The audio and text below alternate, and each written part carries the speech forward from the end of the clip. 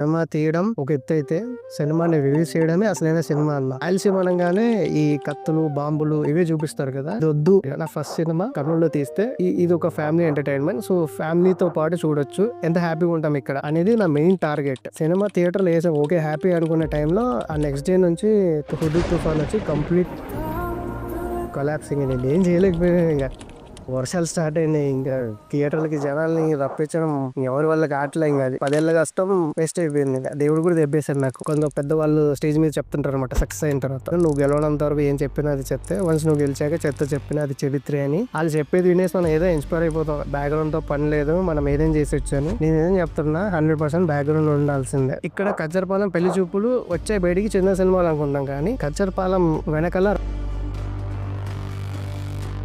మా నాన్న ఏం చేశాడంటే, ఇల్లు కట్టుకుందాం అని చెప్పేసి కొన్ని డబ్బులు దాచిపెట్టుకున్నాడు. అది తీసుకుని వచ్చి నా మీద పెట్టాడు. అమ్మ నాన్న చాలా గొప్ప వాళ్ళు అన్న. పిల్లల కన్నా కళ్ళ కోసం ఏమేం చేస్తారో ఎంత దగ్గర వెళ్తారు. కమర్షియల్ గా సక్సెస్ అంటే వాళ్ళు కూడా హ్యాపీగా ఉండేవాళ్ళు. పెద్ద పెద్ద వాళ్ళవే చాలా కష్టం మీద ఆడుతున్నాయి. టికెట్లు కొని చూసే పొజిషన్ లేదు. సో నాలాంటి కొత్తోడి సినిమాలు ఇంకా చాలా రేర్ అనమాట. అది ఒక స్టేజ్ తర్వాత ఆ కష్టాలు తలుచుకొని నవ్వుతాం చూసారా, ఆ స్టేజ్ వచ్చేసింది నాకు. ఇంకా ఏడుపు అనేది వెళ్ళిపోయింది నా లైఫ్ లో నుంచి. ఇంకా డైరెక్ట్ గా నేను మిమ్మల్ని ఒక క్వశ్చన్ అడుగుతాను, అసలు మీ సినిమా ఎందుకు చూడాలి? ఈ సినిమాలో ఎలాంటి డబుల్ మీనింగ్ డైలాగ్స్ లేవు, బుర్రని హీట్ చేసే టెన్షన్ ఎపిసోడ్స్ లేవు. అలాంటి సినిమా ఇది. మీరు ఒకటి చూసిన తర్వాత మొత్తం ఫ్యామిలీని వేసుకొని కూర్చొని మరీ చూస్తారు. అంత ఎంటర్టైన్మెంట్ ఉంటుంది ఈ సినిమాలో. ఈ సినిమా వచ్చేసి ఆహాలో వస్తుందన్న. ఇది ఫ్రీ వాచ్ మూవీనే. మీరు సినిమా చూసారు కదా, మీకు ఏమనిపించిందో ఒకసారి చెప్పిస్తే. నాకు ఒక ఫ్రీ ఫ్లో లో వెళ్ళిపోయింది సినిమా. 2 hours కూర్చుంటే ఒక మంచి మూవీ చూసానన్న ఫీలింగ్ అయితే నాకు అనిపించింది.